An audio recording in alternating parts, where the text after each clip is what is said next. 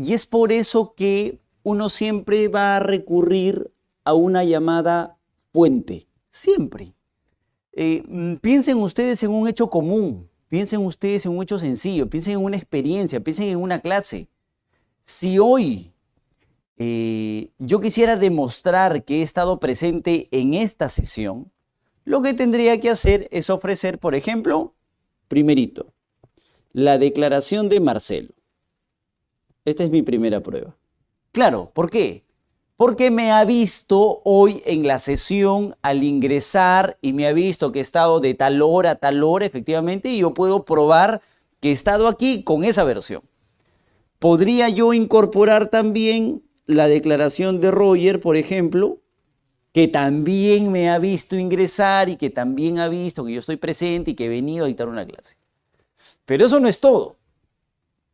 Yo podría ofrecer también los mensajes de WhatsApp que tengo de Marcelo diciéndome, ¿por qué no apuras? Rápido, tienes que llegar, ¿sí? Y yo tengo los mensajes de la convocatoria, así que los puedo ofrecer. Y la respuesta que yo le digo, estoy volando, estoy entrando a la cochera y ya estoy llegando, ¿no? Entonces, todos esos mensajes que acreditan que yo estoy llegando a la sesión, también los puedo ofrecer. Pero también puedo ofrecer, para probar que he estado aquí hoy día con ustedes, 4, la grabación. La grabación de audio y, por supuesto, la grabación de video, si fuera posible.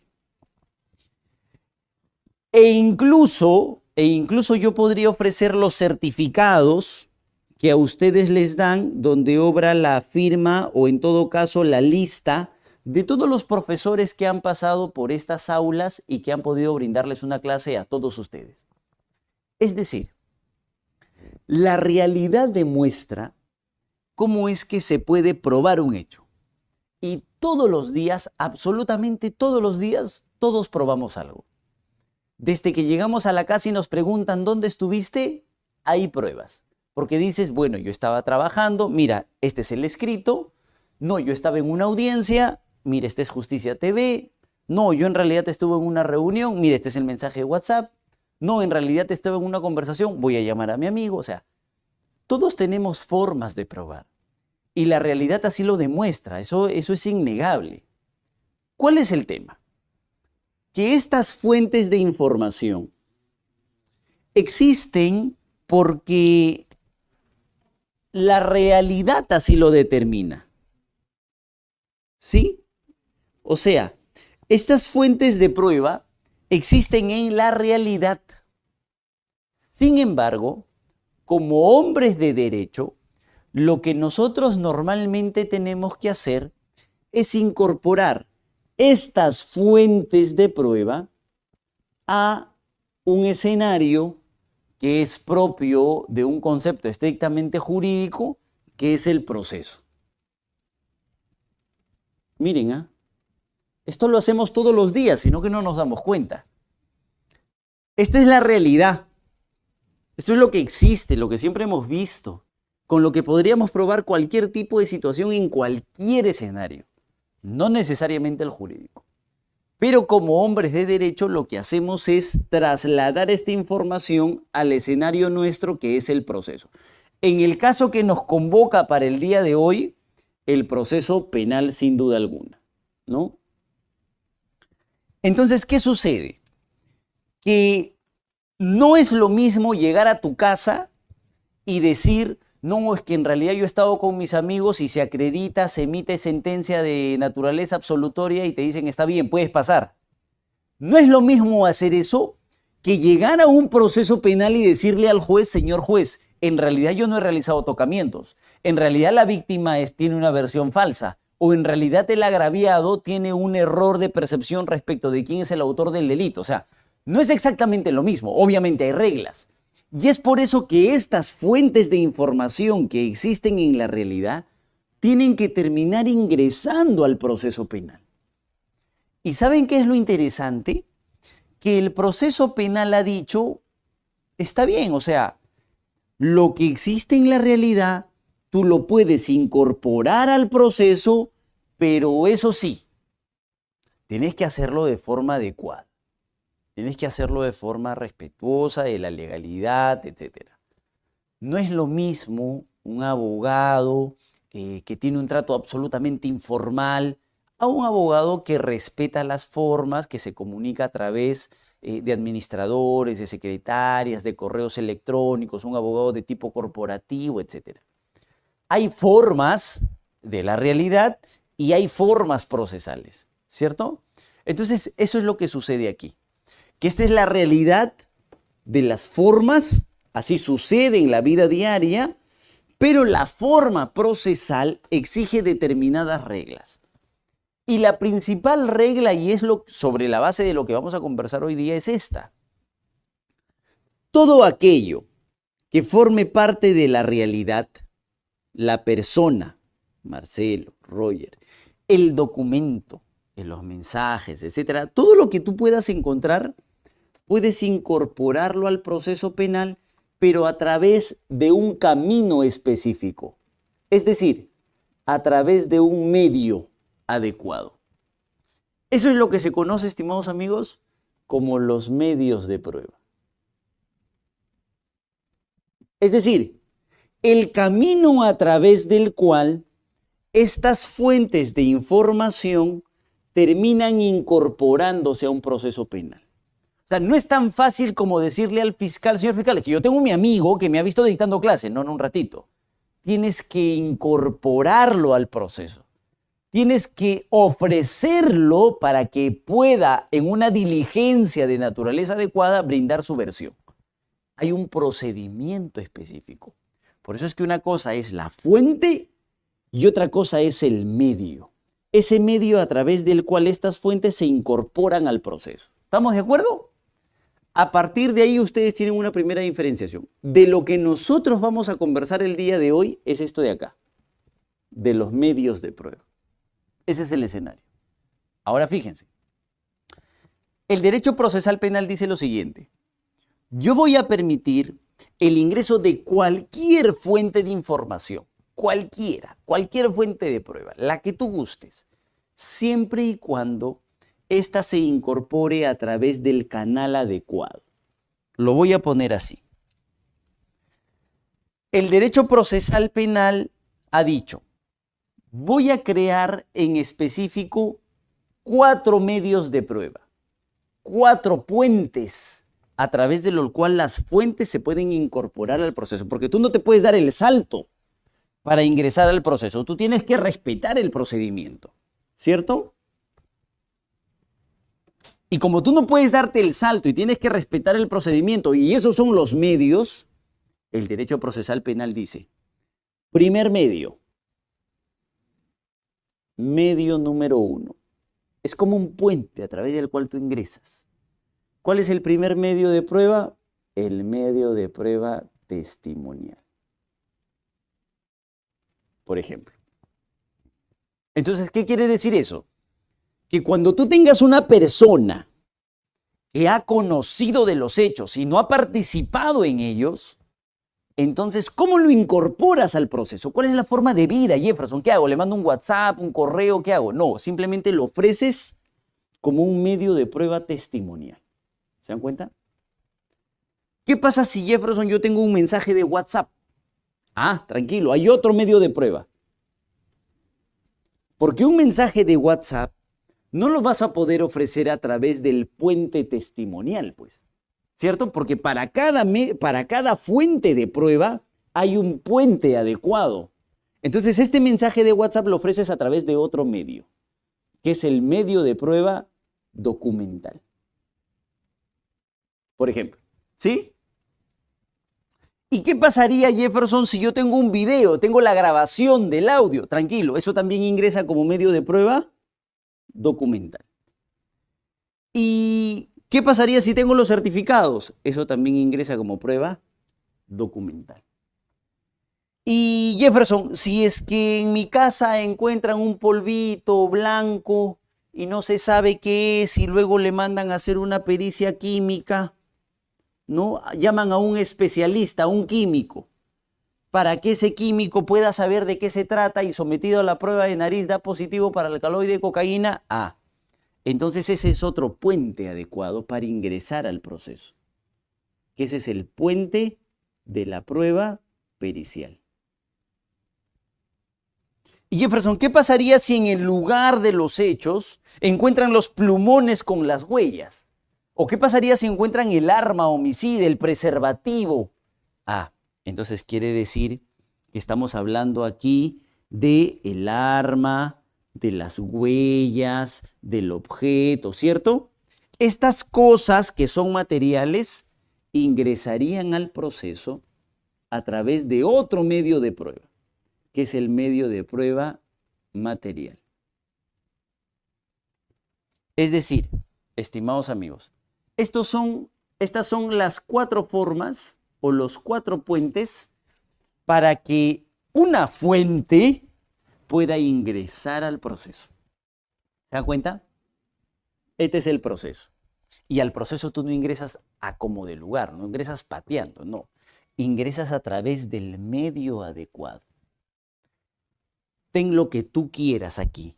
Personas, papeles, especialistas, mensajes de WhatsApp, videos, lo que tú quieras. Pero cuando quieras ingresarlo al proceso, lo vas a tener que hacer obligatoriamente a través de alguno de estos puentes.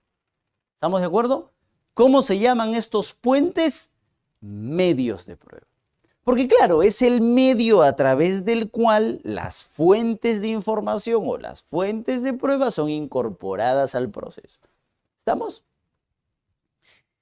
Dato adicional. Estas fuentes de prueba son conceptos de la realidad misma. Existen sin la necesidad de que exista el derecho. Estos medios de prueba, estos puentes para ingresar al proceso, son conceptos estrictamente jurídicos. Han sido creados por el derecho y no tienen sentido, no tienen razón de ser si es que no hay una fuente, porque simplemente son puentes para ingresar. ¿Estamos de acuerdo? Ese es el esquema, ¿correcto? Sobre cada uno de estos temas es que hay que conversar el día de hoy. Hay aspectos problemáticos, sin lugar a dudas. Yo he contado, me parece que aquí o hace mucho tiempo, un problema que surge mucho en el Perú, que son los amicus curiae, ¿no? Los amigos de la Corte. Eso que el Código Procesal Constitucional reformado ahora ha consignado expresamente y ha dicho se permiten los amicus curiae, que nunca antes hemos tenido. Era un gran problema que nosotros teníamos en los procesos penales. Imagínense, yo ofrezco aquí la declaración de, ¿cómo se llama el doctor? Uno de los mejores laboralistas de temas de familia aquí en LPA, el doctor Juan Carlos del Águila, y además buen arquero, dicho sea de paso. El doctor Juan Carlos del Águila, yo le pido un informe escrito. Le digo, doctor, por favor, un informe para mi caso. Existe el informe. Pregunta, ¿a través de cuál de los puentes lo ingreso al proceso? No puede ser un puente material. Obviamente no se trata de un objeto. No puede ser un puente pericial. Obviamente porque el informe trata de derecho. Y el derecho no es un tema que hay que periciar, no es un tema analizable a esa naturaleza. Porque además no se prueba. No es un documento porque obviamente la fuente es el doctor Juan Carlos del Águila y no el informe. Y tampoco puede ser un testimonio porque él no conoce de los hechos. Y el testigo, para ser ofrecido, tiene que conocer de los hechos. Entonces, la pregunta es, oye, ¿a través de qué puente lo ofrecemos? Si no tenemos ninguno. Claro, la respuesta que ustedes van a encontrar a nivel doctrinario es al que más se le parezca. ¿Sí? Jefferson, ¿y no hay otros? O sea, ¿no hay 5, 6, 7? No hay. Pero cuando tú no encuentres un puente adecuado en principio, tienes que incorporarlo al proceso a través del medio de prueba que más se asemeje a la naturaleza de la fuente. Y como estamos hablando de aquí de una persona, el medio de prueba adecuado para ser incorporado será el testimonial, por ejemplo, que es lo que ha determinado la doctrina. Pero sobre ese tema volveremos más adelante. Lo que quiero que quede claro es que independientemente de cuál sea la fuente, tú solo puedes ser incorporado al proceso a través de un puente específico. Y esos puentes específicos son los medios de prueba. Y los medios de prueba, por ser conceptos estrictamente jurídicos, han sido creados por el derecho y son estos 4 de acá. No hay más. ¿Estamos? Así que sobre eso vamos a conversar ahora.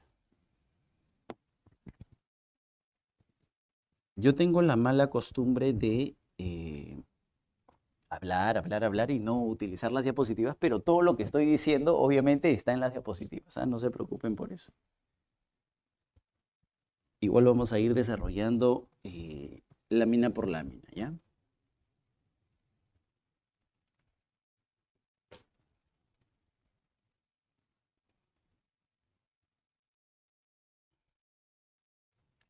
Ok, miren.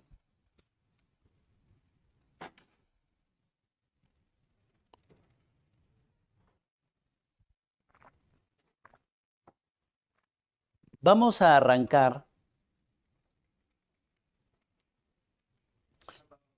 Ok, perdón. Bien.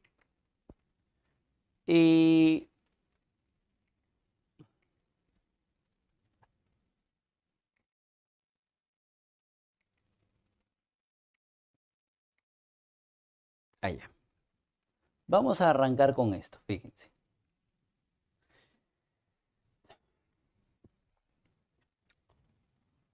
La prueba en general tiene un camino bastante específico. Ya sabemos que las fuentes existen y que podemos ofrecerlas al proceso o podemos incorporarlas al proceso a través de determinados puentes. Pero la prueba tiene un camino en realidad. Y ese camino arranca con su búsqueda. Con la búsqueda o con la obtención de la prueba. Porque claro, si tú no encuentras a Marcelo en ningún lugar, pues finalmente su testimonio no existe. Si tú no mandas a hacer la pericia, bueno, la pericia no existe. Si tú sabes, hoy estaba en una reunión hoy día y me decía, no, pero está la resolución del proceso administrativo que a mí me absuelve de los cargos. ¿La tienes? No, no la tengo, pero tiene que estar. O sea, mientras no la encontremos, no existe, ¿cierto? Entonces, lo primero que hay que hacer es obtenerla. Una vez que la obtengas, hay que incorporarla. ¿Cierto? ¿Y qué quiere decir incorporarla? Que nuestro proceso penal, como tiene la etapa de investigación, como vimos en la sesión anterior de investigación preparatoria, bueno, lo que hacemos es llevarla a la investigación. Ya lo encontré a Marcelo. Entonces, fiscal, llámalo a declarar, por favor. Y el fiscal programa una fecha para recibir su declaración. Lo estamos incorporando. ¿Y cuál es el medio de prueba que estamos utilizando? Pues el testimonial. Una vez que lo tienes, en la etapa de investigación va subiendo. Termina la investigación, acuérdense, y viene la etapa intermedia. Luego tienes que ofrecerlo, porque está incorporado, o sea, está aquí. Un cliente me decía, Jefferson, pero la pericia está ahí en el expediente. Puede estar en el expediente, ¿sí? Puede estar dentro de la carpeta. Eso no es el problema. El tema es que después de incorporarla, tienes que ofrecerla como prueba. Y para ofrecerla, acuérdense, tú tienes la etapa intermedia del control de la acusación, donde te corren traslado y tú dices, ya, por si acaso, si es que vamos a juicio, estas son mis pruebas. Tienes que ofrecerla. Tú la buscas, la obtienes, la incorporas por lo menos durante la investigación, la ofreces. En esta misma etapa, el juez admite la prueba, voy a hacer una colita aquí en la E, admite la prueba aquí en la etapa intermedia y luego en la etapa de juicio ya el juez o las partes actúan la prueba. ¿Cierto? ¿Por qué? Porque tú ubicaste a Marcelo, lo llevaste a la investigación y le dijiste, fiscal, llámalo a declarar. Y el fiscal lo llamó a declarar, lo consignaron en un acta. Luego, cuando el fiscal te acusó, tú lo ofreciste y le dijiste, señor juez, usted tiene que admitir la declaración de Marcelo. Yo la ofrezco porque es pertinente, porque es útil, porque es conducente, y eso lo vimos en la sesión anterior. El juez la admite y dice, sí, tienes razón, esa declaración es fundamental para el caso. Y luego cuando llegas al juicio lo llaman a declarar a Marcelo. Es decir, la prueba se actúa. Y una vez que el juicio ha terminado y estamos previos a la emisión de la sentencia, esa prueba se valora. Y el juez se sienta y dice, ¿qué tan importante es la declaración de Marcelo? Y ese es el camino de la prueba que nosotros debemos tener claro. ¿Correcto? Hay que obtenerla, hay que incorporarla, hay que ofrecerla en la etapa intermedia, hay que se admite de parte del juez, se actúa y se valora. Estas partes de acá, las iniciales, esta de búsqueda y de obtención corresponde a la etapa de investigación y en principio corresponde al Ministerio Público, que es quien dirige la investigación. Pero yo sí creo que el investigado también tiene derecho a conseguir sus propias fuentes de información. El otro día yo decía, en redes sociales, claro, ¿por qué no contratamos investigadores privados? Un poco más y muero apedreado. Claro, porque la investigación le corresponde naturalmente a la fiscalía. Pero me parece a mí que no tenemos ninguna limitación en que el investigado pueda conseguir sus propias fuentes y llevárselo al fiscal. Esta etapa de incorporación también corresponde a la investigación. ¿Quién lo hace? El fiscal cuando manda a llamar personas, el fiscal cuando manda a hacer una pericia o el investigado cuando dice llámenlo a declarar. Entonces aquí ambas partes. Aquí el ofrecimiento de la prueba se hace como regla general en la etapa intermedia. ¿Quién ofrece la prueba? Tanto el Ministerio Público como el propio acusado. ¿Y quién admite? Esto se hace naturalmente en la etapa intermedia y quien admite es el juez de la investigación preparatoria porque es a quien le ofreces la prueba. ¿Y quién actúa la prueba? Sería el juez penal, ¿cierto? Obviamente con la participación de cada una de las partes. Hay una excepción, pero hay una excepción, no tengo otro color, pero fíjense, aquí al inicio del juicio, aquí por si acaso, normalmente yo les estoy diciendo, la prueba se ofrece en la etapa intermedia y se admite en la etapa intermedia. Pero jalé la colita de la E para decirles que cuando estás en el juicio, excepcionalmente, también se puede ofrecer y también se puede admitir la prueba. Pero el tema es que se tiene que ofrecer prueba que es estrictamente nueva. Y la prueba nueva quizá no es en algo en lo que tengamos que concentrarnos, pero la prueba nueva tiene dos acepciones, ¿no? Una primera acepción que corresponde a la prueba nueva propiamente dicha y al reexamen de la prueba que no te admitieron en la etapa intermedia. Solo para contarles ese escenario. Ahora fíjense, en cada uno de estos momentos hay reglas. Hay reglas. Por ejemplo, para ofrecer la prueba tienes 10 días. Jefferson, pero acá tengo la prueba, me decía un cliente con mucha pena de mi corazón, le he tenido que decir. Pero, ¿esa prueba está en la carpeta? Sí, me dice. O sea, ¿qué pasa? Es un caso, les puede pasar a cualquiera. Apunten, ¿ah? Tiene una señorita, con quien salían, y un día le dice, ¿por qué no salimos un rato? Sale con él, se van a tomar a un mirador y la deja en su casa, tranquila, la mamá se entera y ella, por no decir que había estado con el enamorado, que había tenido relaciones con el enamorado, porque no lo querían en la casa, termina diciendo que este chico la había violado. Entonces, ¿qué había pasado? ella dice que la han drogado, que subió al taxi y que no recuerda absolutamente nada.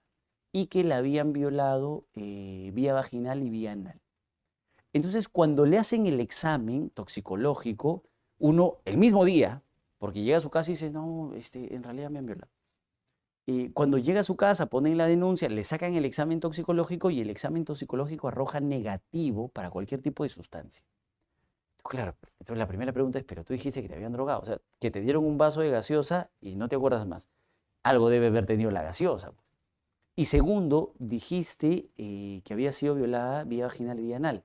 Y el resultado arrojaba defloración, pero solo vaginal. ¿Cuál era el problema? Que esas pruebas, voy a ponerme solamente en el supuesto del examen toxicológico, que ya para mí es importante. Estaba aquí, había sido obtenido, había sido incorporado, pero ¿ustedes creen que Fiscalía lo ofreció como prueba? Jamás. Claro, ¿sí o no? ¿Quién tenía que ofrecerlo como prueba? El acusado. No lo ofreció. Entonces, hoy día conversábamos y él me decía, pero ahí está la prueba. Yo le decía, pero es que no contestaron en los 10 días. ¿Sí? Entonces, uno tiene reglas para ofrecer la prueba. Para admitir la prueba, también hay reglas. Nosotros hemos conversado un poquito, me parece. Por ejemplo, la prueba tiene que ser pertinente. Sí, conversamos un poco. Tiene que ser útil, tiene que ser conducente y tiene que ser legal. Si tú no cumples con estos requisitos, pues la prueba simplemente no se admite. Para actuar la prueba, también tenemos reglas. Una menor de edad, víctima de un delito de tocamientos indebidos o de delito contra la libertad o la indemnidad sexual, no puede ser sometida a tratos nuevamente ultrajantes respecto de la indagación de su vida sexual, por ejemplo. Es una regla para actuar la declaración de una menor en ese tipo de situaciones.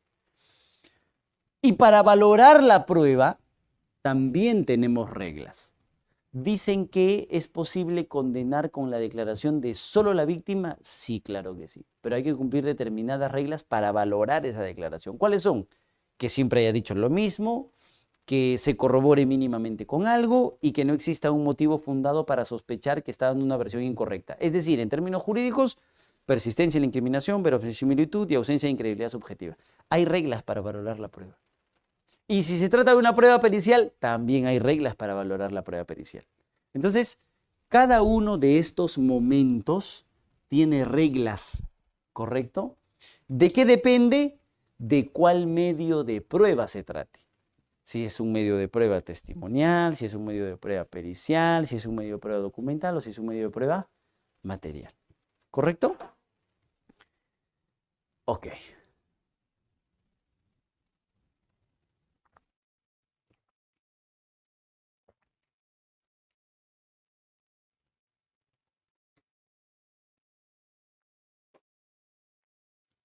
Esto que les acabo de decir también nos lleva necesariamente a otra diferencia.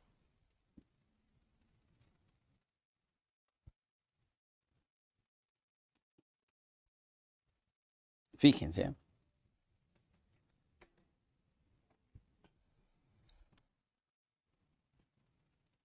Hasta aquí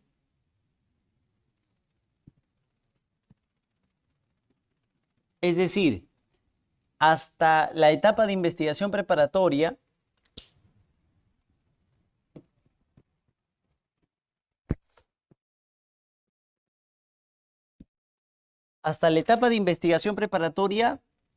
nosotros obtenemos, buscamos y los incorporamos. Hay un momento interesante aquí en el que intentamos convencer al fiscal de que no continúe, como defensa digo. Y claro, el fiscal en la búsqueda de la información también obtiene e incorpora el mismo. Llama a declarar personas, allana casas para encontrar documentos, realiza escuchas telefónicas, realiza videovigilancias, etc.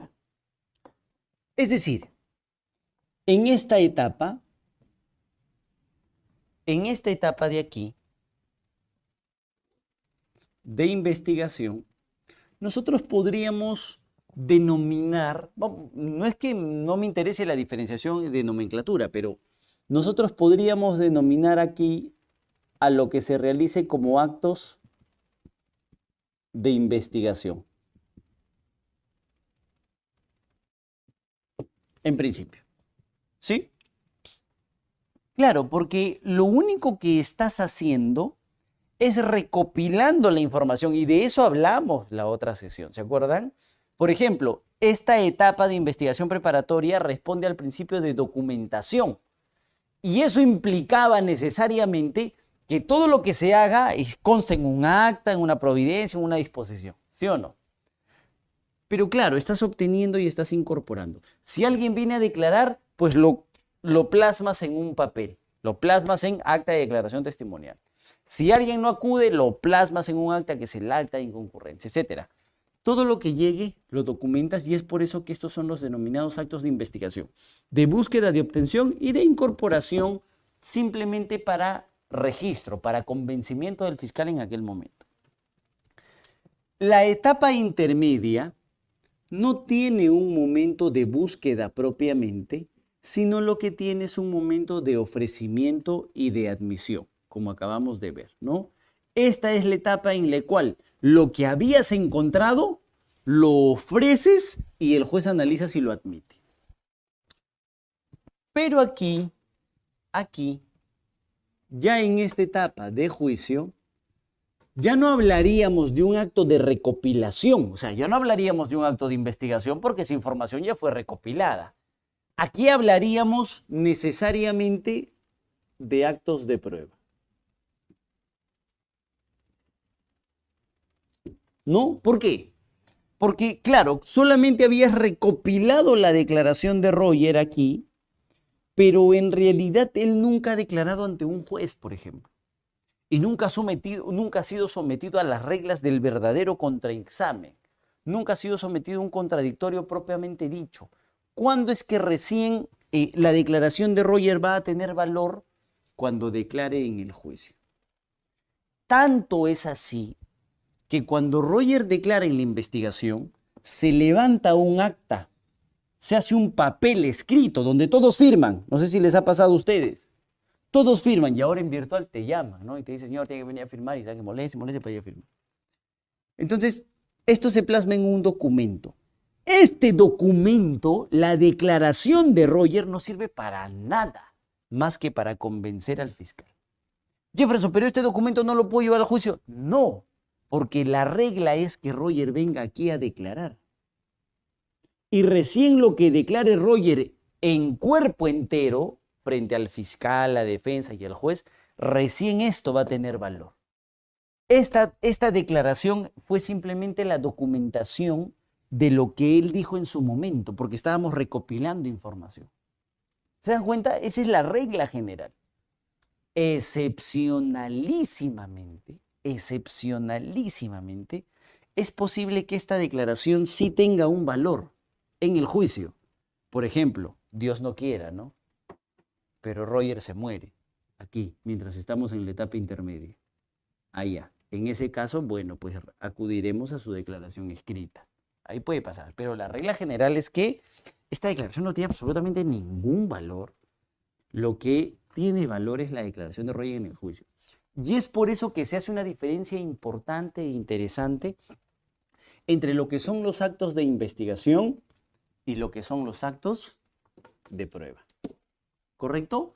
Cada uno con sus reglas, ya ustedes saben, búsqueda y obtención, incorporación en la investigación, se ofrece y se admite en la etapa intermedia, se actúa y se valora en la etapa de juicio. ¿Sí? Esta diferencia es importante, porque los actos de investigación no condenan. Tenía un caso que hemos llevado en casación y resulta que al juicio no fue nadie.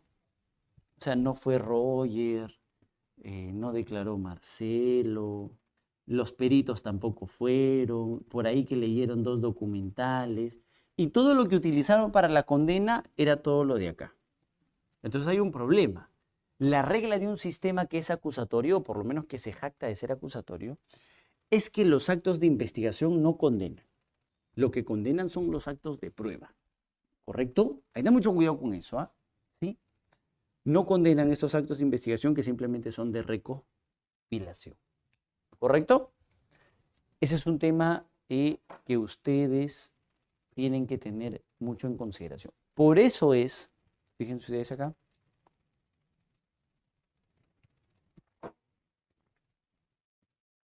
los actos de investigación se dirigen a averiguar algo que se desconoce. Claro, pues, estamos recopilando, estamos obteniendo. En cambio, los actos de prueba se dirigen a verificar la verdad de una afirmación de una parte. Como ya recopilamos, cada uno escoge sus mejores armas y las lleva al juicio porque previamente las ofrecieron y las admitieron. Entonces, sirve para probar lo que yo estoy diciendo, ¿sí? En cambio, en la investigación recién estamos descubriendo qué es lo que está pasando. La sede del acto de investigación es la investigación preparatoria, como hemos visto, y los actos de prueba se desarrollan en el juicio. Los actos de investigación arrojan resultados y permiten fundar resoluciones interlocutorias previas, ojo, ¿sí? No para tomar decisiones de fondo. Y los actos de prueba arrojan resultados ciertos y permiten fundar la sentencia sobre la culpabilidad o inocencia del imputado. Esa es la idea, ¿correcto? Los actos de investigación presentan una ejecución disímil, por lo general basta para su práctica la posibilidad de contradicción. Contradicción debe decir acá. Tú puedes llamar a los testigos que gustes, pero claro, tienes que permitirme a mí hacerle las preguntas correspondientes y para eso tienes que avisarme que los vas a llamar. Ya si tú los llamas, me avisas y yo no voy, ese problema mío. En cambio, los actos de prueba requieren siempre el principio de contradicción y su actuación en el juicio oral y las garantías que le son inherentes. Es imposible que un testigo declare en el juicio sin ser sometido a contraexamen, a diferencia de lo que sí puede pasar en la etapa de investigación, por ejemplo, ¿no? Hay que tener cuidado con eso. ¿Estamos? Bien, antes voy a hacerlo así. Fíjense, voy a hacerlo así.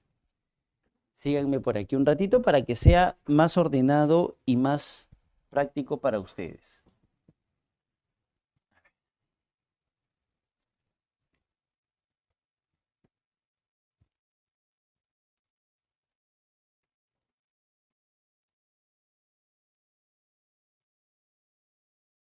Vamos con el primer medio de prueba. ¿Queda claro todo esto que hemos conversado? Las fuentes, los medios, actos de investigación y actos de prueba y los momentos de la prueba dependiendo de la etapa del proceso, ¿cierto?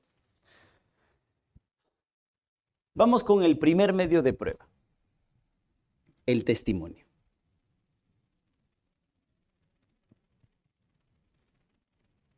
Este es el primer medio de prueba sobre el que hay que conversar. El testimonio tiene algunas reglas. Primero hay que saber quién es testigo, ¿sí? Testigo es alguien que ha percibido el hecho. O sea, si se quieren poner así como de libro, es alguien que ha percibido los hechos a través de los sentidos. Ese es el testigo.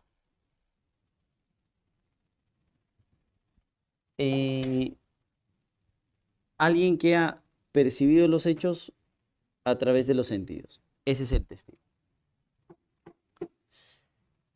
Yo estoy caminando, ¿cómo hemos empezado? Puede ser que aquí no me estén viendo, pero les aseguro que me están escuchando. Entonces, tú has percibido a través de el sentido. Hay alguien que me está viendo de acá, ustedes. Ustedes han percibido este hecho a través de los sentidos. Y no hay ningún problema, incluso a través del tacto, ¿sí? No hay problema. O sea, cuando una persona perciba un hecho a través de los sentidos, esa persona que tiene información respecto de ese hecho es llamada testigo. Ese es el testimonio que la persona tiene que brindar.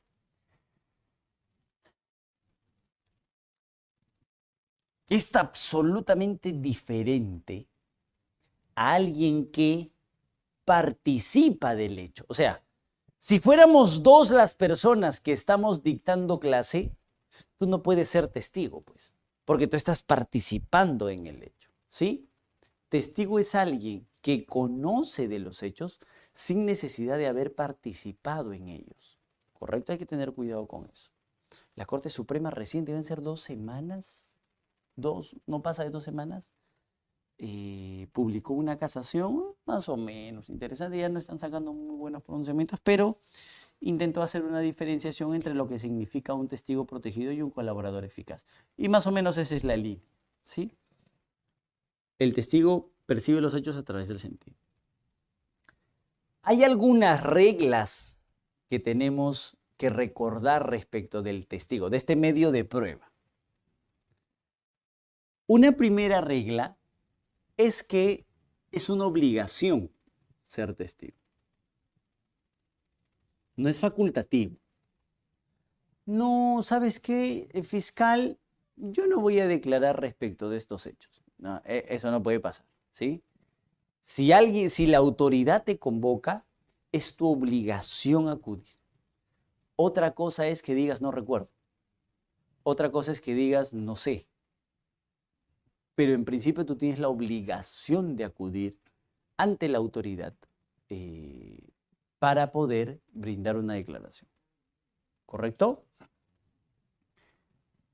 Esta es la regla general. A toda regla, como siempre, se le aceptan excepciones. Imagínense ustedes que yo soy investigado y a mi esposa la llaman a declarar. Ella no le va a echar barro pues a su esposo, entonces ella no tiene la obligación de brindar una declaración como si lo tiene cualquier otro ciudadano, por ejemplo. Y si ustedes quieren marcar esas excepciones, están aquí. El cónyuge del imputado, por ejemplo. Los parientes dentro del 4º grado de consanguinidad y segunda afinidad. El otro día vi un videíto del doctor Valderrama explicando muy bien esta clasificación. O sea, ahí la van a ver. El conviviente, parientes por adopción, la protección del secreto profesional. Yo acabo de publicar un libro, no es por hacer cherry, de una defensa. A mí no me pueden llamar como testigo para declarar respecto de hechos de ese caso, porque claro, yo soy el abogado, entonces a mí me ampara el secreto profesional. Los funcionarios y servidores públicos si conocen de un secreto de Estado, ¿no? ¿Estamos? Existen personas que están exentas de esta obligación, de la obligación de brindar un testimonio, ya sea que el fiscal te convoca en la etapa de investigación o ya sea que finalmente terminas declarando en la etapa de juicio. Tú tienes la obligación de declarar y excepcionalmente puedes abstenerte. Sin embargo, hay una excepción adicional, no solamente por la persona de quien se trate, es decir, el cónyuge, el conviviente, ¿no?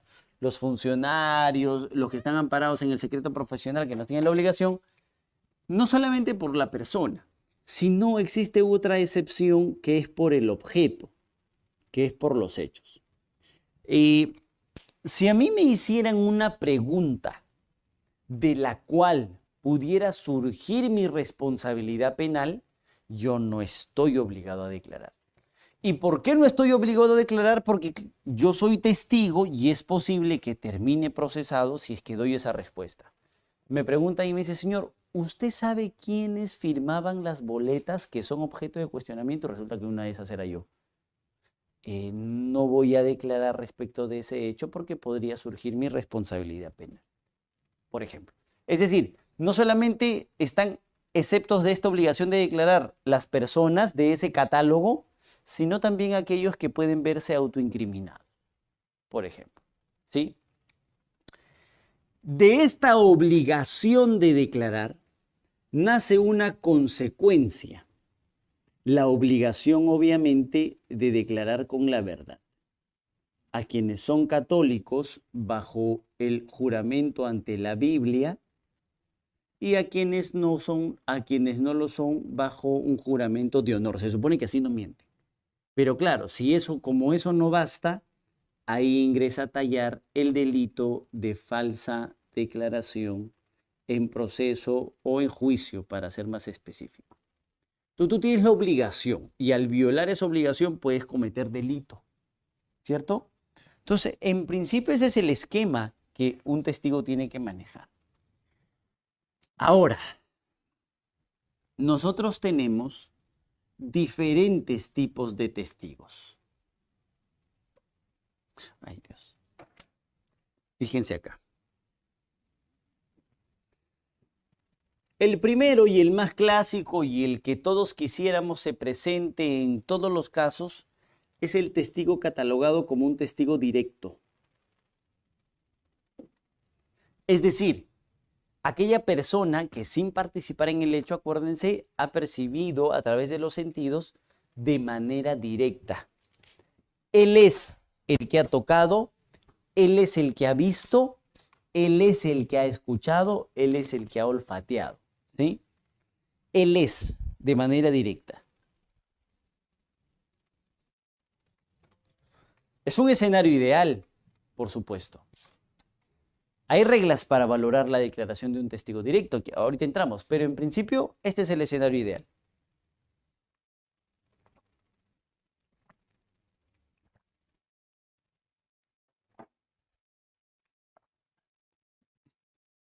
Un escenario que ya se va modificando y que parece ser hoy en día el más general es que el testigo no necesariamente sea directo, sino que, por ejemplo, sea indirecto o también llamado de referencia. ¿Qué quiere decir? Que yo no he percibido el hecho a través de mis sentidos de manera inmediata o directa, sino que alguien que sí los ha visto de esa naturaleza me ha contado. Viene Marcelo y me dice, te cuento lo que han dicho ahorita. Yo he visto cómo se han ido corriendo. Entonces me dice, ok. Y esta declaración que yo tengo de fuente externa, que no la tengo de manera directa, que soy uno de referencia o soy de oídas porque finalmente alguien me terminó contando, es una declaración que obviamente no puede tener el mismo valor probatorio que alguien que tiene la información de manera directa. Es por eso que cuando tú tienes un testigo de referencia, lo que normalmente haces es decirle, dame el nombre de quien te contó. Dime quién es el testigo directo. Porque ¿para qué converso contigo si puedo conversar con él? Entonces la regla es esa. Y esto obviamente también tiene sus criterios de valoración, ¿no? Para ver si sirve o no sirve. Y en qué casos puede servir. Pero en principio, esta es la regla. Si se trata de un testigo de referencia, este testigo de referencia debería llevarnos a un testigo directo. También tenemos nosotros a un testigo que puede ser directo o puede ser de referencia, pero que termina siendo protegido por la autoridad. Existe un grave riesgo para su vida, para su integridad, para sus bienes, y la autoridad dice, no, para que declare hay que protegerlo. ¿Sí? Hay que protegerlo específicamente. Entonces, puede ser que tú conozcas de manera directa, puede ser que alguien te haya contado, pero la autoridad te protege. ¿Cómo te protege? Te quitan el nombre, te ponen un código, te cambian de dirección, te mandan al extranjero, te ponen seguridad policial, etc. Hay un catálogo específico que nosotros tenemos en el Código de Medidas de Protección a un Testigo. Estamos hasta ahí, me parece adecuado, y luego nosotros tenemos al testigo llamado indirecto. Ok, acabo con esto. Nosotros tenemos al testigo indirecto. ¿Qué quiere decir? Que es alguien que sí ha participado en los hechos. ¿Sí? O sea, debería ser un imputado, pero no está considerado como tal. Pongo un ejemplo. Tú llegas al juicio. Somos dos los que llegamos al juicio. Los dos que estábamos en el carro y nos encontraron con la droga, los dos estamos procesados. Y cuando llegamos al juicio y nos preguntan, ¿alguien se somete a la conformidad con la acusación? Mi compañero dice, yo me someto. ¿Cuánto me dan? 8 años. Acepto la pena. Y se va. Entonces yo me quedo. y enfrento el proceso y digo, no, yo soy inocente y voy a morir así. Pero la fiscalía, esa declaración de mi compañero la puede incorporar. Mi compañero que ha participado en el hecho ya no puede ser acusado porque ya se sometió a la conformidad. Entonces tiene otra calidad. Tiene calidad de testigo impropio. Tiene calidad de testigo impropio. ¿Se dan cuenta? ¿Por qué? Porque forma parte del hecho, pero no del caso. Él tiene conocimiento por haber participado, etcétera, pero no forma parte del expediente, de la investigación, del momento procesal. Es un testigo de naturaleza impropia. ¿Correcto? Yo creo que sobre esta base, sobre esta clasificación, ahora podemos trabajar algunas reglas de valoración. ¿Estamos? Pero más o menos este sería el esquema básico para el tema de declaraciones testimoniales. ¿Correcto? Bien. Miren. Ese es el testigo, ¿sí? Este es el testimonio en concreto. Nosotros podemos encontrar, disculpen. Nosotros podemos encontrar a un testigo que es directo, a un testigo de referencia, a un testigo protegido y a un testigo de naturaleza impropia. Fíjense aquí, solamente un dato para ir al contenido. Tanto el testigo de referencia, el testigo protegido e incluso el testigo impropio deben ser sometidos a una regla importante, que es la regla de la corroboración. ¿Por qué? Porque estos son conocidos como los testigos sospechosos. ¿Y por qué son sospechosos? Porque claro, se trata de alguien que no conoce el tema directamente, se trata de alguien al que no puedo ver, al que no sé de quién se trata, y se trata de alguien que ha participado, que podría tener otro tipo de interés en el tema, ¿no? Entonces hay que tener cuidado con estos, ¿sí? Estos son testigos sospechosos que deben ser sometidos a la regla necesariamente de la corroboración. Si lo que estos testigos dicen no está corroborado, entonces la declaración resta valor probatorio. No debería tener valor probatorio. Y en el caso del testigo directo, y por supuesto, sin descartar a los demás, o sea, los demás también son sometidos a esta regla, pero en el caso del testigo directo específicamente, que puede incluir a los demás también, lo que se verifica son las reglas de valoración establecidas en el Acuerdo Plenario 2/2005 y que han sido constantemente difundidas en el derecho procesal como, uno, que el testigo siempre diga lo mismo, que el testigo se corrobore con algo adicional, verosimilitud, y tres, que el testigo no tenga un motivo, ¿no? Que es la ausencia de incredibilidad subjetiva. Entonces, ese es el escenario, ¿correcto? Estos tres, con el caso de la corroboración y el testigo directo, sin descartar a los otros, sometidos a estas reglas de valoración, que son que siempre diga lo mismo, que el testigo no varíe su versión, que no es lo mismo una contradicción que una imprecisión, ha dicho la Corte Suprema, una corroboración, es decir, que su versión por lo menos encuentre algún elemento que pueda sostenerla, lo que la Corte Suprema ha denominado verosimilitud interna y verosimilitud externa. También es importante, y la ausencia de incredibilidad subjetiva. Yo en casos de delitos sexuales, lo primero que pregunto es, ya, si es mentira, ¿por qué? Es lo primero que pregunta un juez. Si tú dices que la víctima está mintiendo, quiero saber por qué está mintiendo. Si no encuentras un porqué, es bien difícil enfrentar un proceso de esa naturaleza. No, es que estamos peleados porque nos estamos debatiendo la patria potestad. Puede ser. Estamos en un litigio ahorita por el terreno. Puede ser. Si no hay un porqué, todo juez se va a preguntar por qué una niña de 13 mentiría. O sea, por qué una de 12 diría que sí, pero tú dices que no. O sea, y encima la atacan. Es difícil pelear un tema de esa naturaleza, por lo menos, si tú no tienes un porqué, que es conocido como la ausencia de incredibilidad subjetiva. Es un motivo de odio, de amor, de resentimiento, de venganza, etc. Si hay alguno de esos motivos, entonces hay que tomar con pinzas la declaración de ese testigo. Ese es el esquema, ¿correcto? Ahora vamos a algunas cositas un poco más específicas. Mire. Esto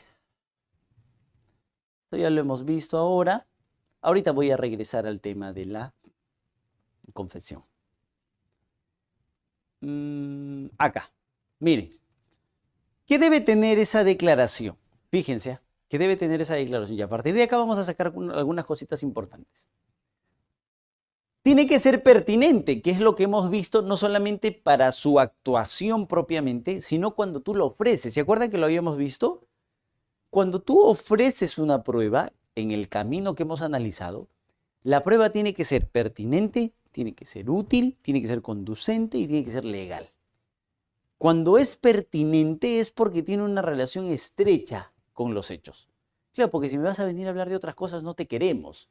Entonces, obviamente, la declaración debe tener una relación con los hechos objeto de prueba. ¿Correcto? Acuérdense lo que acabamos de conversar.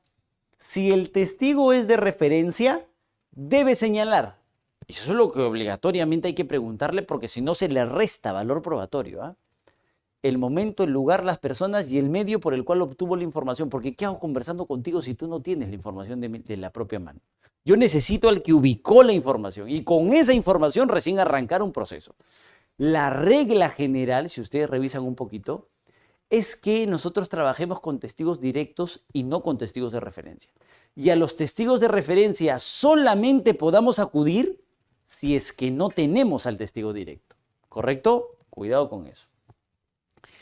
Los testigos no pueden emitir opiniones o conceptos personales sobre los hechos y responsabilidad, salvo sea un testigo técnico. Esa clasificación. Por eso es importante ir de la mano con el material. Fíjense.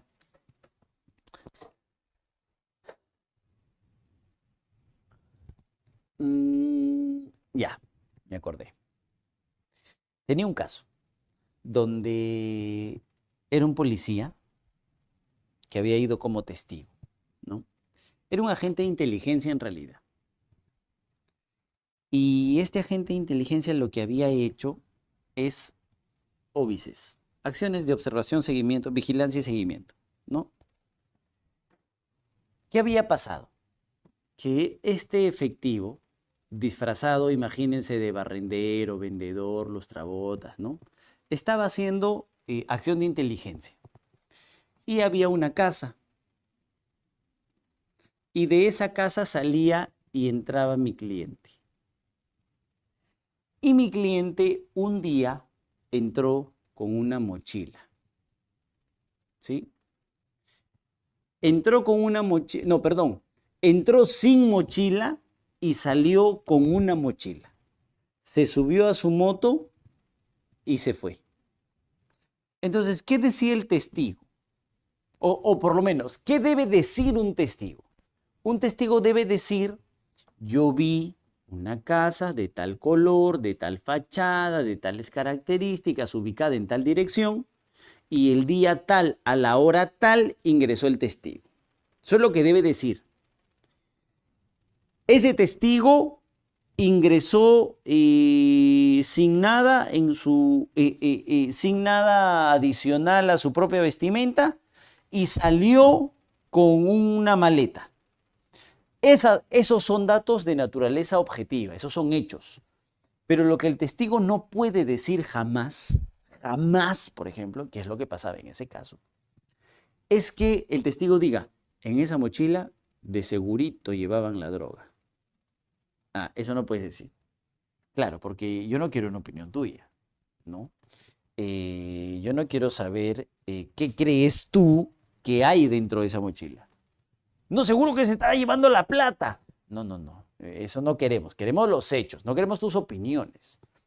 Y esa regla aplica no solamente a la obtención de la información cuando tú estás en investigación, sino también a las reglas de interrogatorio y contrainterrogatorio del juicio.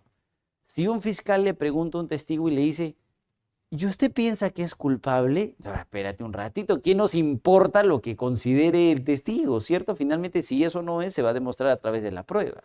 Entonces, esas cosas no están permitidas. ¿Estamos? Salvo una excepción. Salvo una excepción. Se trate de un testigo que va a declarar, pero curiosamente es un testigo que es un experto en ese tema. Yo tengo mi mecánica, ¿sí? Mi mecánica ubicada en la carretera central y justo vi que un vehículo a toda velocidad se lleva 2 personas. Entonces me llaman a declarar al juicio porque yo soy el testigo del hecho. Yo he visto que el vehículo se llevó a las 2 personas.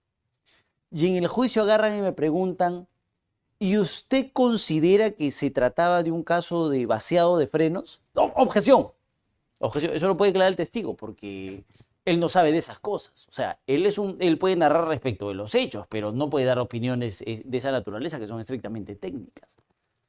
Pero ahí hay una salvedad. El testigo que está declarando es un testigo experto en esos temas. Es decir, que además de conocer los hechos de manera directa como cualquier ciudadano, por sus propios conocimientos y por su propia especialidad, puede darnos una opinión para aclarar algún aspecto de lo que es objeto del debate. Eso es importante, ¿sí? Eso es importante, que cuando se trata de testigos expertos, ellos sí pueden dar opiniones. ¿Estamos? Ok. Ahora, ya sea que tú obtienes la información y la incorporas en la investigación, o ya sea que lo llevas a declarar a juicio, pero lo que nunca puedes hacer es este tipo de preguntas. Por ejemplo, tú no le puedes hacer preguntas capciosas, no le puedes hacer preguntas sugestivas, tú no le vas a sugerir la respuesta, pues, ¿no? ¿Es verdad que él te sometió a actos de violencia? Eso no le puedes preguntar, ¿no? Salvo se trate del contrainterrogatorio, claro. Preguntas impertinentes porque, como hemos visto, el testigo tiene que declarar respecto de los hechos objeto de prueba. Preguntas compuestas para el juicio que también deberían aplicar para la etapa de investigación. Uno está sentado en la máquina con el fiscal o con el policía y se le hacen preguntas compuestas, ¿no? Díganos, por favor, usted qué día, a qué hora, en qué lugar vio los hechos y si además vio a alguno de los vecinos en el lugar. No, espérate un ratito, hazle pregunta por pregunta, tranquilo, vamos, tenemos tiempo, no nos vamos a ir. Hay que tener cuidado con las preguntas compuestas, hay que tener cuidado con preguntas conclusivas, especulativas, repetidas o tendenciosas, ¿sí? Ese tipo de situaciones hay que tratar de evitarlas y hay que objetarlas porque la idea es que el testigo venga a juicio a brindarnos su información.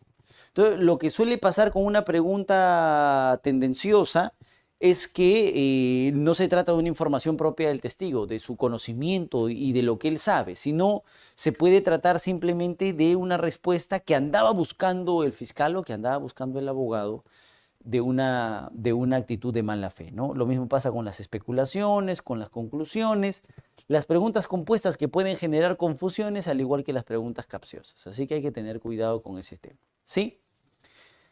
Ahora, el código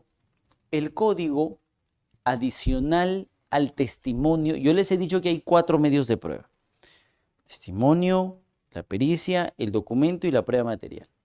Pero el código, si ustedes quieren ponerse un poquito legalistas, el código regula una situación excepcional, como considerado un medio de prueba, dicho sea de paso además, ¿eh? O sea, en nuestro código está regulado así.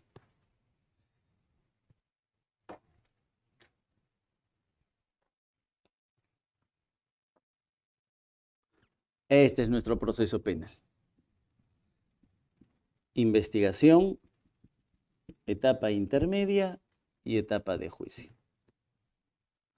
Tengo un caso ahora donde espero poder llegar a un buen acuerdo legalmente, a un acuerdo fiscal y luego presentarlo como propuesta, porque considero que es innecesario enfrentar toda una etapa de juicio.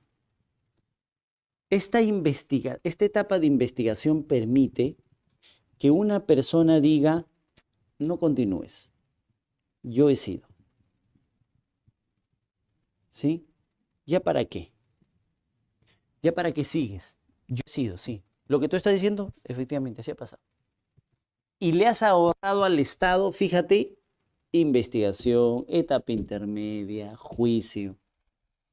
Y por confesar, obviamente recibes un beneficio, un porcentaje de descuento en la pena. Pero en principio lo que estás haciendo es ahorrarnos todo el proceso. Sin embargo, lo que no vamos a permitir bajo ninguna circunstancia es que nos tomes el pelo. O sea, imagínate esto, ¿no? Te agarramos en flagrancia, con las manos en la masa, y tú agarras y dices, confieso, he sido yo. ¿Qué vas a confesar? Pues si te hemos agarrado en el momento, ¿no? Entonces, en supuestos de flagrancia, esto no va.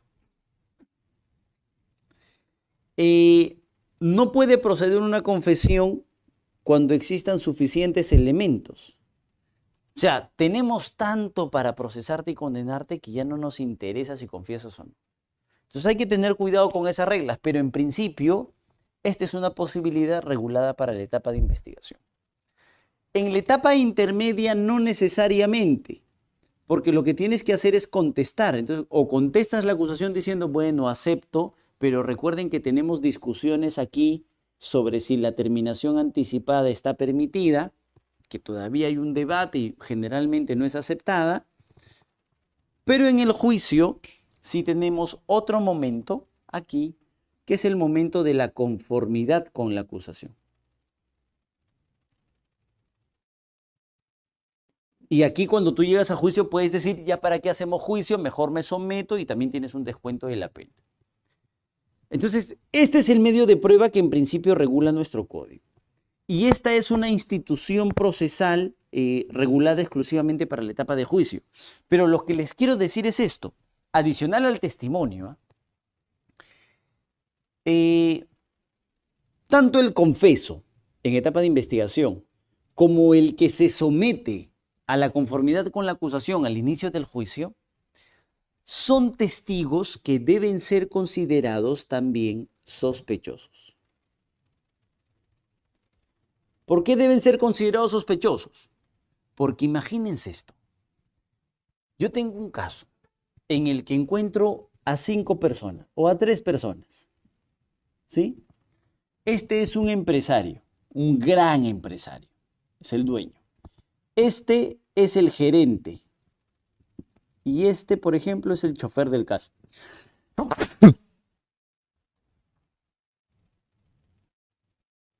Perdón. Imagínense que el chofer del caso agarra y dice, yo nomás he hecho todo. Ellos no sabían nada. El empresario no estaba ni entera y el gerente tampoco sabía. Yo de verdad he sido el único. Y con base en esa confesión, nosotros terminamos liberando a estas 2 personas o excluyéndolas del proceso. ¿Qué puede pasar? Cuando en realidad estos sí son responsables. Entonces, puede ser que alguien se autoincrimine, ya sea con una confesión o ya sea con una conformidad de la acusación aquí en la etapa de juicio, con la finalidad de eximir responsabilidades de otros.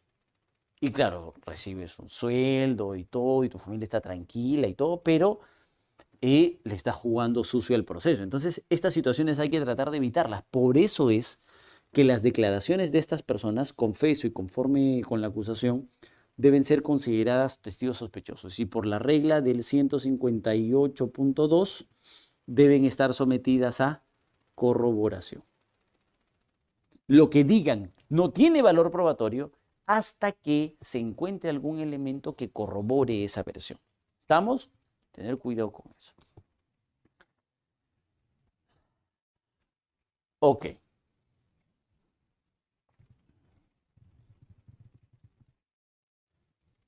Vamos con el otro. A ver. El testimonio como primer medio Y adiciónenle ahí la confesión, que a mí me parece que puede ser ofrecido como testigo porque yo les había dicho esto. Somos los tres, ya somos los tres procesados. Y resulta que él no es que confiesa, sino que estamos en el juicio y se somete a la conformidad con la acusación. Cuando el juez pregunta ya, ¿quiénes aceptan los hechos y los cargos? Yo, dice él. Entonces yo como otro procesado lo que voy a hacer es ofrecer la declaración de él como testigo y se pasa a convertir en testigo impropio, lo que hemos conversado ahorita. Entonces digo, lo ofrezco a él, ¿para qué? Para que él declare en el juicio quién conocía de los hechos, quién hizo y que yo obviamente no estaba ni relacionado de lejos a esa situación. Entonces, este tipo de personas que se someten a esta confesión o conformidad se convertirían en lo que acabamos de conversar antes, que es el testigo impropio. Es decir, dentro del testigo, ubiquen ustedes a los que hemos visto, directo de referencia, de oídas, protegido, y al testigo impropio, y dentro de esa categoría podrían ustedes incorporar al confeso, ¿no? Al de la confesión y al que se somete a la conformidad con la acusación. E incluso al que se somete a la terminación anticipada, ¿eh? Durante la investigación preparatoria. Por ahí creo que estamos bien. Ahora, vamos al otro.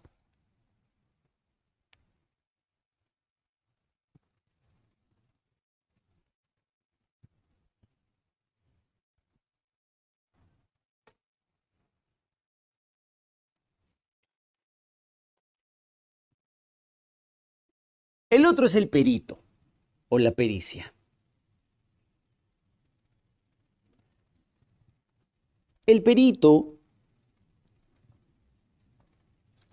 es una persona que no conoce, no ha percibido los hechos de manera directa. O sea, no ha estado aquí en este salón con nosotros. Pero es un experto en un arte o en una ciencia. Y con su experticia en ese arte o en esa ciencia nos puede ayudar a dilucidar un problema. Imaginemos nosotros que ahorita nos interviene. Ahorita llega la fiscalía, rompe la puerta LP y sé que vienen por mí, así que agarro mi celular, pongo la huella y directo al botón de emergencia, no sé si ustedes tienen, botón de emergencia, se reinicia mi celular. No va a encontrar pero nada, ni una aplicación. Y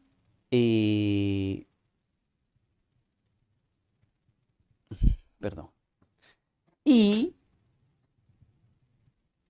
cuando soy detenido, soy intervenido, quieren descubrir qué es lo que había en mi celular que yo con el botón de emergencia he reiniciado, así que llaman a un experto. Y ese experto sí puede descubrir qué es lo que había en mi celular, por ejemplo. Se dice que yo soy una persona dedicada al crimen y que como producto de mi dedicación al crimen he adquirido bienes, inmuebles, muebles, me he comprado carros, me he comprado casas, es decir, soy un lavador de activos.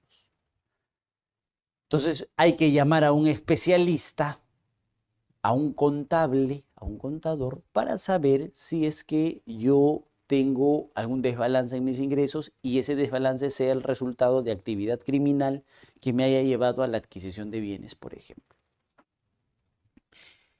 Yo soy imputado de la violación de 3 menores de edad de 6 años y obviamente eso no es natural, así que yo debo tener algún problema de naturaleza psicológica. Así que llamamos a un experto para que analice mi condición, mi personalidad y si yo tengo o no tengo algún trastorno. LP acaba de lanzar un programa, estoy atento yo, Criminales se llama, ¿sí? El primer programa criminalístico del Perú. Yo llamo al doctor, por ejemplo, y le digo, doctor, quiero que me analice, yo tengo un caso, miren, es un caso muy bonito. Unos policías están en persecución de unos delincuentes, ¿ya? Que estaban robando un grifo. Y los delincuentes salen del grifo, se van con su carro, la policía los persigue, llegan a una puerta, se suben a un edificio y la policía atrás de ellos, ¿no? Y claro, cuando vas subiendo las escaleras, era un edificio de más o menos 5 o 6 pisos, vas subiendo las escaleras y vas viendo, ¿no? Para que obviamente no te disparen. Y policías debidamente entrenados, porque además eran de una fuerza especial. Y terminan matando a 2 colombianos y un tercer ciudadano que era peruano, pero que termina muerto arriba, en el techo de arriba.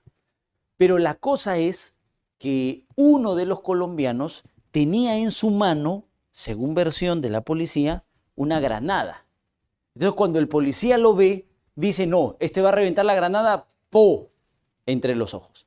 Lo mata, la granada sale, no llega a explosionar, pero la fiscalía dice que en realidad la policía lo mató no de abajo para arriba, sino de arriba para abajo. Quiere decir que había alguien arriba que lo cercó y lo agarraron por la espalda y el pobrecito delincuente no tenía cómo defender su honorable vida y lo terminaron matando, ¿no?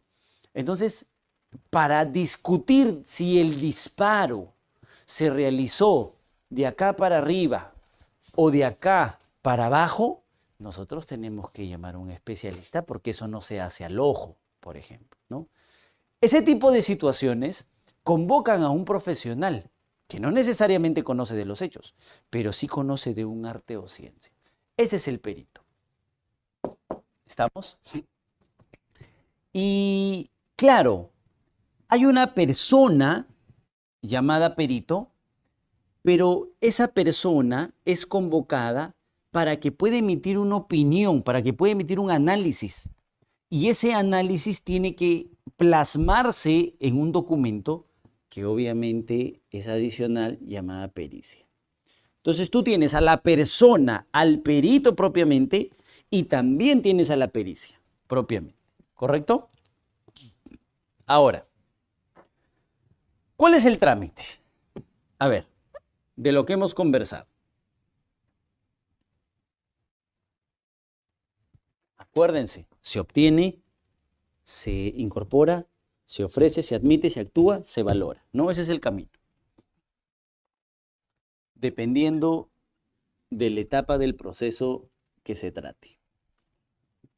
Investigación, etapa intermedia, juicio. Normalmente, si hay una discusión de naturaleza técnica, científica, artística, quien podría convocar a un especialista, es decir, quien podría convocar a un perito, es la fiscalía. Que no quiere decir que si solamente el fiscal lo llama, recién nosotros podemos accionar, ¿eh? O sea, independientemente de si el fiscal llama o no llama perito, nosotros podemos llamar a nuestro propio perito. Pero como regla general, es fiscalía quien convoca a su perito. ¿Correcto? El procedimiento es más o menos así.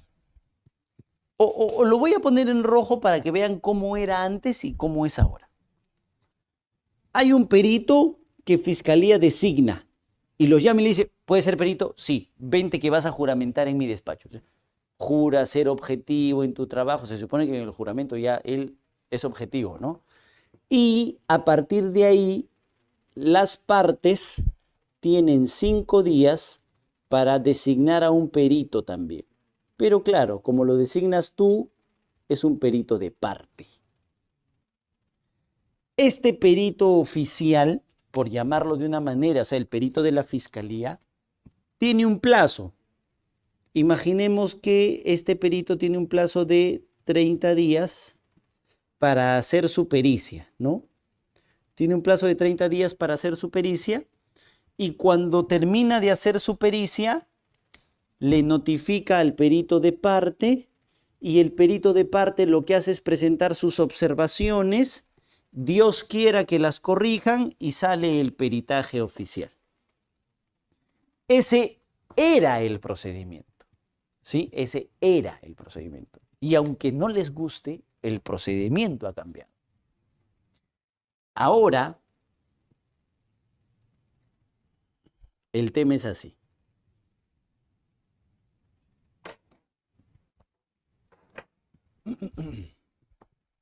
Fiscalía designa su perito oficial, Nosotros como defensa seguimos teniendo 5 días para designar a nuestro perito de parte, pero esta vez no voy a esperar los 30 días. Esta vez vamos a trabajar juntitos. ¿Qué vas a hacer? Yo voy a revisar los documentos del levantamiento del secreto tributario. Te acompaño. Vamos a hacerlo juntos. ¿Qué vas a hacer? No, yo voy a analizar la botella que dejaron. Te ayudo, vamos. Te quiero ver.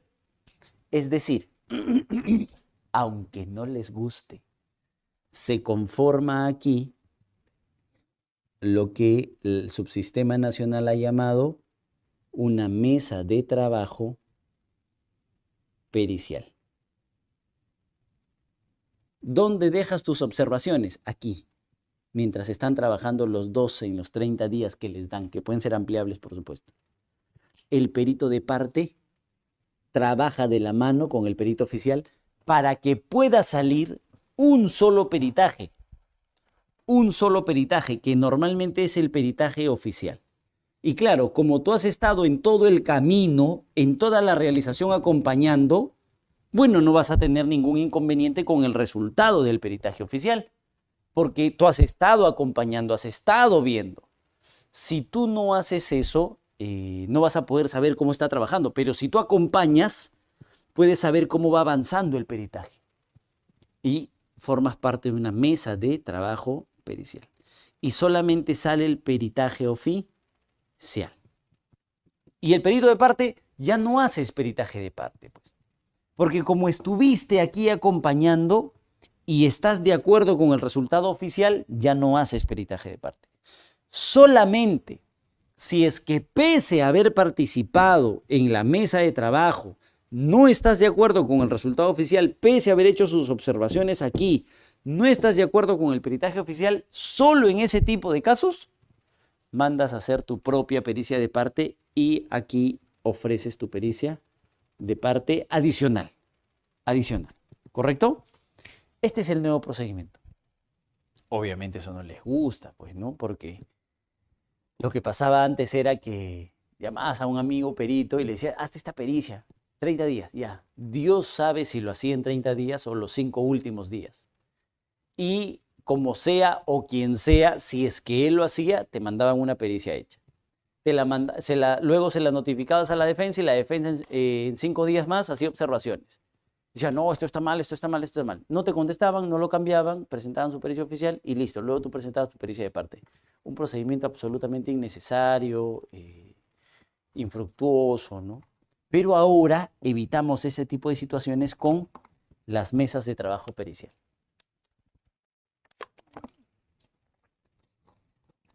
¿Se dan cuenta? Ten mucho cuidado con eso. Entonces, esto de aquí, respecto de la obtención y la incorporación. ¿Estamos? Aquí. Y recuerden ustedes que la obtención y la incorporación se hace en esta etapa y solo en esta etapa de investigación. Luego viene la etapa de ofrecimiento y admisión, ¿se acuerdan? Y aquí hay un detalle importante que yo no puedo dejar pasar porque es un problema constante en la práctica judicial peruana. Yo les he dicho que cuando tú designas tu perito, bueno, más allá de la mesa de trabajo pericial, el perito tiene como producto un peritaje, ¿no? El perito tiene su propio peritaje. Cuando tú ofrezcas la prueba, ¿qué cosa tienes que ofrecer?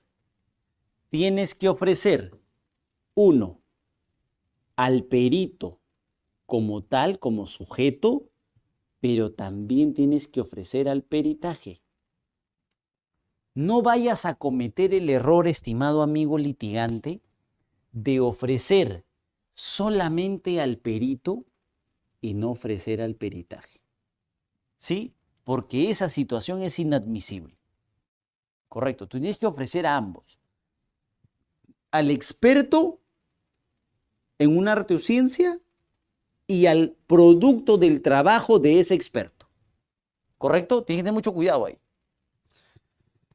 Como esto pasa mucho en nuestro país, que se ofrece el perito y no se ofrece el peritaje, o viceversa, que se ofrece el peritaje pero no se ofrece al perito, la Corte Suprema intentó ponerle una solución a ese tema.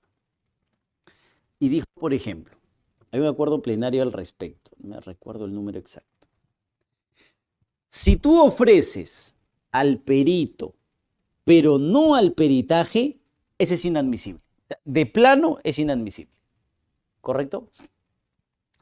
Pero si tú ofreces el peritaje, pero no ofreces al perito, dependiendo de la relevancia de esa situación y que puede ser admitida, esto ya no se admite solo el peritaje porque no ofreciste al perito. Pero cuando vayamos al juicio, esto es admitido ya no como una prueba pericial, sino como una prueba documental. ¿Sí? Así que cuidado. Así que cuidado. ¿Estamos? Hay que ofrecer siempre al perito y al peritaje. Si te olvidas del perito y si te olvidas del peritaje y ofreces al perito, perdiste.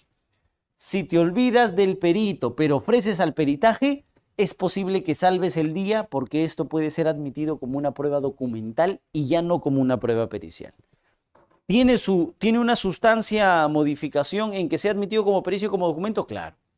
Mayor sustento tiene una prueba pericial. ¿Correcto?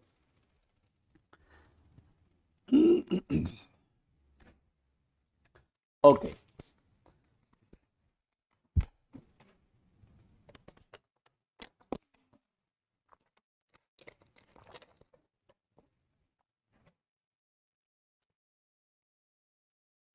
Entonces, ¿cuál es el trámite? Lo que acabamos de conversar. Si requerimos un conocimiento especializado, nombras al perito, fiscalía. Ahora, ¿qué pasa si Fiscalía y Jefferson no designan un perito? O sea, que yo no puedo ofrecer un peritaje de partes. No, tranquilo. No hay una dependencia entre lo que haga la Fiscalía. ¿Sí? Tú puedes ofrecer tu propio perito sin necesidad de que la propia Fiscalía lo haga, sino que el código se pone en el supuesto en el cual el fiscal se pone las pilas y él ofrece su propio perito, un perito oficial para que lo ayude. Entonces, en ese momento, como lo va a ayudar al fiscal, tú ofreces el tuyo para que también eche una mano y trabajen conjuntamente. Pero en principio hay un designamiento, hay un nombramiento, hay una designación también de parte del perito. Normalmente nosotros tenemos un registro del Poder Judicial de Peritos, que es el registro REPEG, y se supone que ellos tienen un mayor peso a nivel de juzgamiento porque han sido analizados, han postulado y están en un registro específico, cumplen determinados requisitos, ¿no? Existen algunos impedimentos para ser perito. Por ejemplo, tú no puedes ser perito de ambas partes, de Fiscalía y de la Defensa. No tienes que haber participado en el proceso previamente, no tienes que haber adelantado opinión, tener algún vínculo con alguna de las partes, ¿no? Hay que tener mucho cuidado con eso. Y el perito debe tener acceso al expediente y demás evidencias. Y por supuesto tiene que guardar la reserva. Tengo un caso de Piura donde unos efectivos policiales, pero este es increíble, este es increíble. Bueno, como le decía en un mensaje el otro día a un especialista, ojalá no hagan esto con todos los ciudadanos. Pero un policía está persiguiendo a un delincuente con su compañero, operador y conductor, y los delincuentes se meten a un barrio caliente porque saben que ahí los van a cuidar y les empiezan a tirar piedras, cosas, todos, y para escapar del lugar ellos empiezan a disparar al aire y cuando ya logran salir de ahí, uno de los policías se da cuenta que estaba herido en el abdomen de un disparo. Muere tiempo después y cuando le extraen la bala, porque claro, el casquillo queda afuera y que nunca lo encuentran, pero la bala queda dentro, le sacan la bala y un perito dice, esa bala no es aprovechable, porque lo que necesitamos de la bala, por ejemplo, son la verificación de si coincide o no con el tubo cañón y si las estrías del tubo cañón pueden ser las mismas que expulsaron esa bala, ¿no? O sea, ¿qué son estrías? El tubo cañón tiene unas líneas. Entonces, esas líneas generan una huella en la bala, que es un tema de ADN. Sale la bala y esa bala va a coincidir exactamente con esas estrías. Es decir, ha sido disparada esa arma. Entonces, un perito llega y dice, esa bala no es aprovechable. Oficial de la policía. Y luego otro perito dice, no, no, sí, ha salido de esa arma. Pero si el otro perito dijo que la bala no era aprovechable. Entonces, ¿qué corresponde a nuestro perito de parte? Tener acceso al expediente y demás evidencias. Es decir, necesitamos que pueda acceder a la bala para concluir si la bala es o no es aprovechable. Porque si no es aprovechable, no puede haber una condena sustentada en ese tema de que esa bala salió del arma del policía. Porque dicen que el policía mató a su compañero cuando estaban persiguiendo a un delincuente, por el amor de Dios. Y acá viene el tema, ¿no? El perito de parte está facultado para presenciar las operaciones periciales del perito oficial, que es lo que yo les decía, es la mesa de trabajo pericial. ¿Correcto?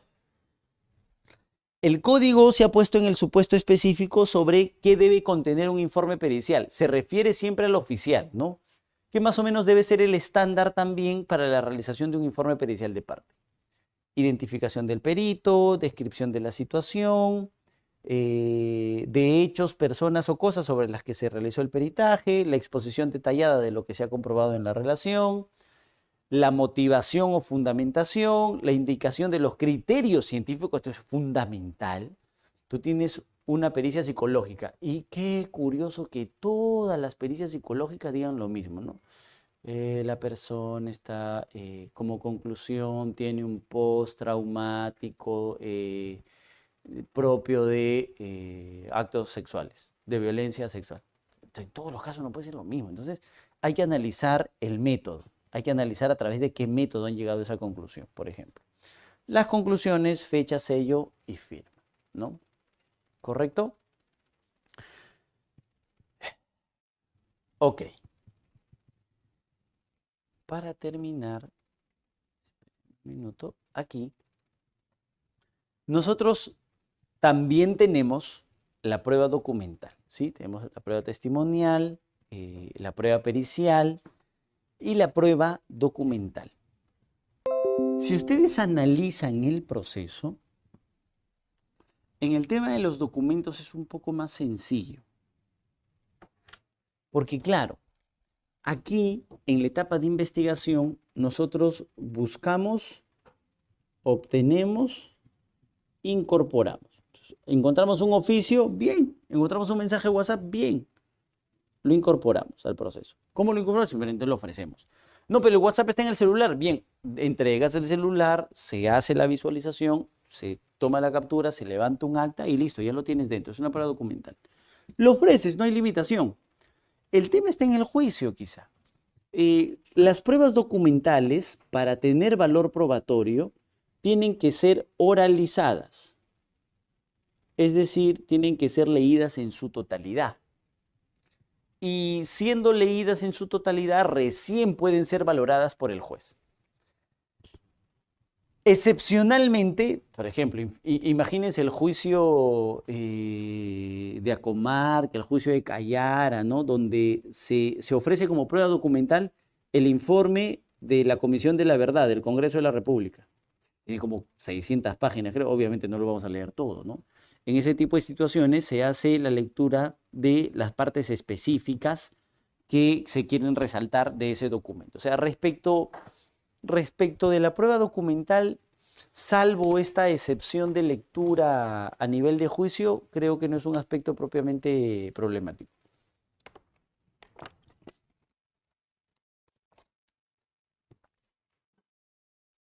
Pero sí tenemos un procedimiento específico. Obviamente su incorporación, que, ojo, yo les he dicho, una cosa es la obtención, la búsqueda y la obtención. Yo me acuerdo que mandé un oficio, entonces tienes que empezar a buscar. Lo encuentras, entonces tienes que incorporarlo si estás en la investigación. Y una cosa diferente a esa es, ya está en la investigación, ahora tienes que ofrecerlo para el juicio. Que eso ya no corresponde a la etapa de investigación, sino corresponde a la etapa intermedia, ¿sí? Cualquier tipo de documento, ¿no? Manuscritos, fotos, audios, videos que son tratados como pruebas documentales también. exigen un reconocimiento, sobre todo en el caso de los audios, los videos, porque es un tema que yo he discutido mucho. Hay una regla del artículo 189 que en realidad es aplicable al 190 para el reconocimiento de voces y audios, porque claro, tú puedes ofrecer una grabación, pero si no sabes quién es esa persona, entonces en realidad no tienes la fuente. Lo que tienes que hacer es una diligencia de reconocimiento de voz y si nadie reconoce su voz, recién someterlo, por ejemplo, a una prueba pericial. En el caso de documentos en un idioma extranjero, su debida traducción, transcripción y visualización, por ejemplo, ¿no? De traducción principalmente. Actualmente nosotros tenemos un megacaso, que es el caso Lava Jato, y entenderán que la información que llega a nuestro país normalmente es información brasileña. Entonces, la documentación nos llega en idioma portugués. Por eso es que para poder ser incorporada a la carpeta, llega en portugués, tiene que ser traducida y recién es incorporada, ¿no? Como prueba documental, ¿correcto? Ahora, adicional a esto, nosotros tenemos esto de aquí. El careo, considerada no necesariamente como un medio de prueba, sino como un, creo yo, más un acto de prueba de la etapa de juzgamiento. El careo es una situación que nosotros reconocemos no para la etapa de investigación, pero sí para la etapa de juicio, ¿no? Que se trata de posiciones en contra que deben ser supuestamente confrontadas una a otra y que de las reacciones y de la discusión y a partir del debate que se pueda generar en ese momento, uno puede llegar a conclusiones de cuál de las versiones es la creíble, no es la creíble, pero más que eso me parece cuál es la corroborable o no. Una situación absolutamente reservada para el juicio. Tiene una excepción, sí, tiene una excepción. Esta excepción es que no pueden existir contradicciones cuando el menor sea de 14 años para abajo, ¿no? Porque claro, intentamos proteger ese concepto de indemnidad sexual, pese a que hemos permitido que los mayores de 14 sí puedan dar su consentimiento para actos sexuales. Y adicional, en nuestro código regula otros medios de prueba, estos dos en específico, el reconocimiento y la inspección judicial o la reconstrucción, ¿no? Incluso ordenada no solamente esta inspección judicial en etapa de investigación, sino también en etapa de juicio, ¿no? Cuando el juez, a través de ese concepto de prueba de oficio, podría decir, no, vamos a hacer una inspección judicial en este momento para verificar la situación. Eso también es posible. Algunos conceptos de pruebas especiales que tienen que ver más con un tema criminalístico en realidad, el tema del levantamiento de cadáver, el tema de necropsia, embalsamiento, examen de vísceras. Todo estudiante de derecho, creo que todos hemos pasado, todos deben haber visitado la morgue 2, 3 veces, un montón de veces, primero como estudiante y luego ya como abogado.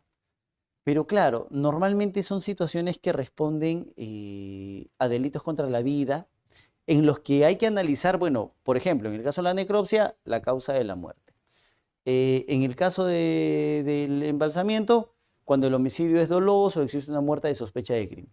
En el caso de examen de vísceras, cuando haya un indicio de envenenamiento. Entonces, muy relacionado siempre al tema de delitos contra la vida, ¿no? Sí. Examen de lesiones y de agresión sexual. Hay que tratar de cautelar mucho a la víctima. Recuerden que nosotros estamos en un proceso de reforma de consideración a la víctima, sobre todo en delitos de violencia contra la mujer. Hemos creado un catálogo específico de protección, creo, y a partir de ahí también hemos reconocido que los exámenes tienen que hacerse, en principio, por ejemplo, así lo marca la regla, por 2 médicos legistas, y si no, y si solamente fuera uno, ese debe ser excepcional, y si es excepcional debe participar un asistente más, que la víctima tiene derecho a que participe un pariente, un familiar, un policía femenino, etcétera, con determinadas reglas este examen, ¿no? Exámenes en caso de aborto igual, y preexistencia y valorización también, sobre todo en delitos contra el patrimonio, porque existen casos en los cuales nosotros tenemos que determinar el valor específico de un bien, que nos suele pasar con el hurto, por ejemplo, ¿no?